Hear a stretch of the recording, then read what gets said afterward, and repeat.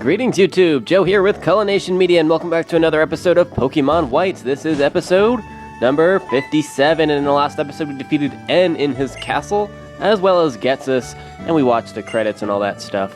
Now we're back in Nuvema Town and apparently there's two moms here. Amazing, absolutely meeting these two Pokemon of legend. This is... Okay, this is kind of strange. Now it all makes sense. I'm a globe-trotting elite of the International Police. My name? No, I shall inform you of my code name only. My code name? It is Looker. It is how I am called. And if you remember correctly, or if you played the game, you'll recognize Looker from Platinum. And he was researching Team Galactic. Had the same theme song and everything, so... anyway... in this game here, he's basically just telling us that all of these sages are still at large. Somehow Getsus got away, far away. So we can't go bring him in, but apparently the other 6 sages are still just wandering somewhere around, or hiding somewhere, in the Unova region. So we need to get to it, and actually we're going to be doing this because this gives us 6 different TMs. And so I think it's definitely worthy of showing, so I'm going to be doing that. That's going to be one of the first things that we're going to do, actually. And we get the Super Rod from Looker. That's a Super Rod, right? Yes, correct. It is certainly a Super Rod. Weren't we talking about Team Plasma's 7 Sages? What does this have to do with looking for those people? I see. It is truly Culination's moment to ask so. What a magnificent question. I admire it. It is my pleasure to answer. Absolutely nothing. Silence. This guy's kind of weird. Yes, I shall provide the explanation of this, the Super Rod. First, face the water and employ the rod. Second, concentrate your focal point. When it occurs that these Pokemon bite with an exclamation point will indicate. Immediately reel in. Okay. Well, I could have figured that out on my own, but okay. That dude's a little weird. So let's just head on out. Oh look, it's Sherrod and Bianca. Hey Culination, is Looker through talking to you? I'm sorry. By the time I went to get the Striation City gym leaders, everything was over. If that's the case, I let Getsus escape when the Shadow Triad created an opening. Uh-oh. Getsus? The Shadow Triad? I'll tell you later about what happened in the castle. It's more important to ask what you plan to do now, Bianca. You know what? I'm gonna go to White Forest. That's the city on the other side of Route 16 when you leave from Nimbasa City. If you go that way, you might be able to meet all sorts of Pokemon you've never seen before. Like Pokemon from other regions. But for that, we're gonna need a National Pokedex, huh? Oh, well this is nice timing. Well, hello Cedric. Just a moment ago, I got some National Pokedex data from an acquaintance. Since you're here, let's upgrade your Pokedex. I'm sure you'll be visiting a wider range of places. Naturally, that means more Pokemon. Okay, so Mr. Cedric here is going to update everybody's Pokedex to National mode. You can now switch your Pokedexes between National and Unova. And yeah, that's pretty cool. So now we can get entries on all the Pokemon. Wow, the National Pokedex. Oh, Bianca's just going to go show her mom and dad the Pokedex. Okay. I thought she was going to White Forest. Whatever. Bianca's as impetuous as ever, no matter what is going on. I think I'll travel all the way around Unova, starting at Route 1 again. I'm sure I'll discover lots of new things. If we spy each other along the way, let's battle again, okay? And we'll be taking him up on that much later on, so we've got a while before we do that. So our first order of business is going to be getting to Accumula Town because I need to use the PC there. So, and do I have... What do I even have here? Let me see where my max repels are. Yay. I have 22 left, and I'll go through them very quickly. Oh, I feel like I'm just starting the game all over again. Alright. Into the Pokemon Center we go. So like I said, our first order of business in the post game. What the hell is that?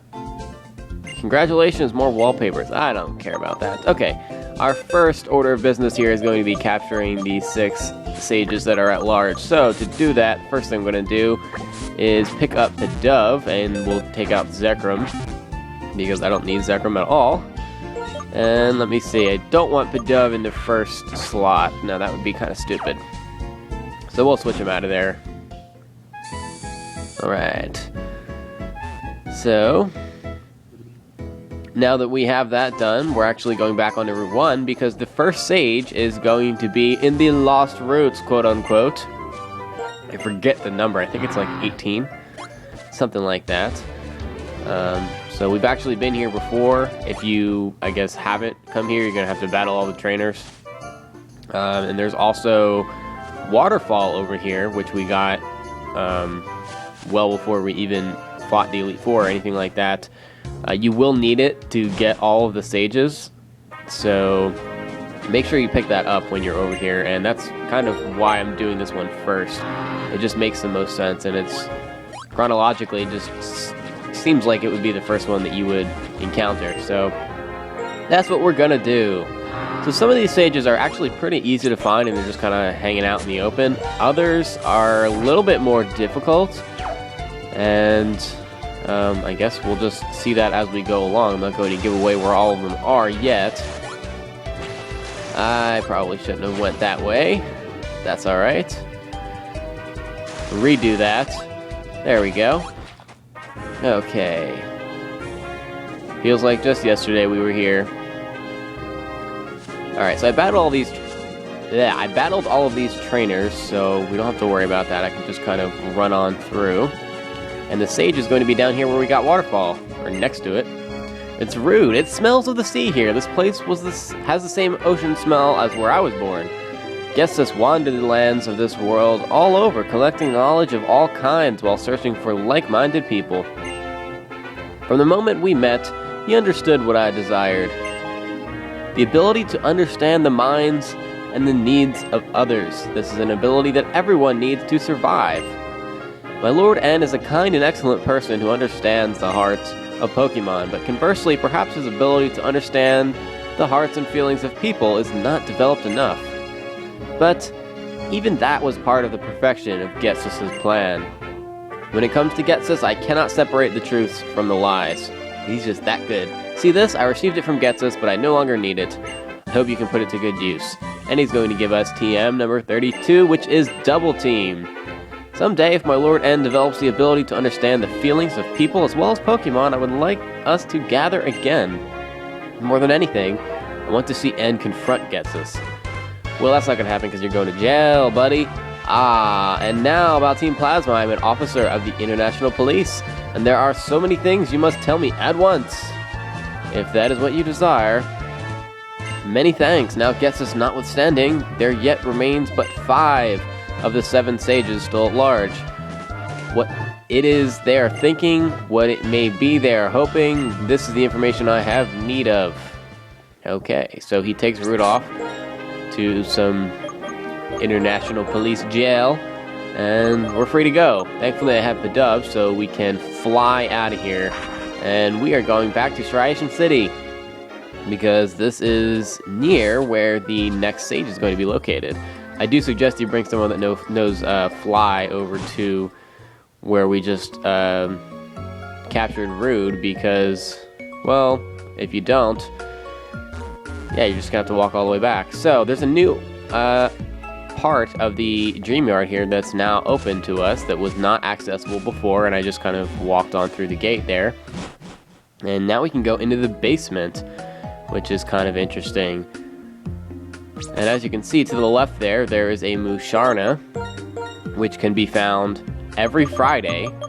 And yeah, I guess that's kind of cool. I mean, it's not a legendary or anything, but if you want a Musharna, I guess you can catch one every week. I'm not going to be doing that because I don't really have any interest in catching Musharna. I might fight it and kill it, especially because it comes back. But anyway, let's battle this scientist guy. We're going to need to battle our way through here to get to the next stage. So, now we're going to be seeing Pokemon from all over the place because we have the National Dex.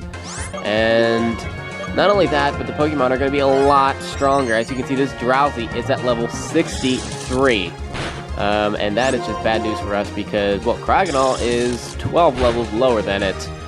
And thankfully, this Drowsy isn't doing anything. He used an X attack on the first turn, and then he went for Nasty Plot to raise his special attack on the second turn, so a third Ice Beam takes care of him. And that's also going to let us grow up to level 52, which I guess narrows the gap a little bit. Hypno is next. It is a pure Psychic type. It has a lot of special defense, so attacking it with special attacks probably isn't the best idea unless you have something that's super effective, which I do. So I'm going to go with Chandelure on this one, and we'll go for a Shadow Ball to see how much that does. Thankfully I outspeed it, but this thing's at level 63 and it survives and goes for the Nasty Plot. So I guess that's actually pretty good that it didn't attack us because we can just kill it this turn. All the battles are not going to be this easy. I'm probably going to get creamed a couple of times, but somewhere along the line I'll get myself trained up, and each battle I guess will kind of sort of get easier. We'll go for a Shadow Ball here, and just stick with Chandelure against this Musharna at level 63, and again, just not attacking me. I don't know why. I don't know how I'm going to get out of this battle with no damage whatsoever, but I am. Musharna goes down to a second Shadow Ball after going for Lucky Chant, stupidly, and Chandelure grows up to level 54 in the process. Oh, okay. Well, that's one battle down. Only like 6 more to go or something in here. There's a lot of trainers in here. Will you fight me, stupid scientist? Is it a scientist or a researcher? I don't remember which. I always get the two confused. I don't know why. Okay, scientist. A researcher is Pokemon XD. That's what that is. Okay. I've played that game too many times, I think. Not that there is a such thing, but you know what I'm saying. Okay, let's switch into Superior here against this Poliwhirl, which is a pure water type. The scientist goes for an X speed to raise its speed, so it's not faster than me. It's going to hit me with a Hydro Pump, which would do a lot of damage, but it's not very effective against Superior. And we're able to KO it in one hit, surprisingly, with a low-leveled, so to speak, Leaf Blade. Another Musharna is coming out now, so I'm going to have to go back into Chandelure. I really don't have anything else that can deal significant damage to it, so I don't have much of a choice. We'll go for a Shadow Ball here and see where that gets us. And this one actually gets Musharna into the red, and this time it is going to kind of sort of attack us. It's better than Lucky Chant. It goes for Hypnosis and puts us to sleep, so I'm going to have to heal up here. I have a Chesto Berry or two, so we'll use that, and that will cure our sleep condition. And he goes for a Defense Curl, which that blows my mind. Why would you go for a Defense Curl against the Chandelure? Makes no sense. Okay, well whatever, Musharna goes down.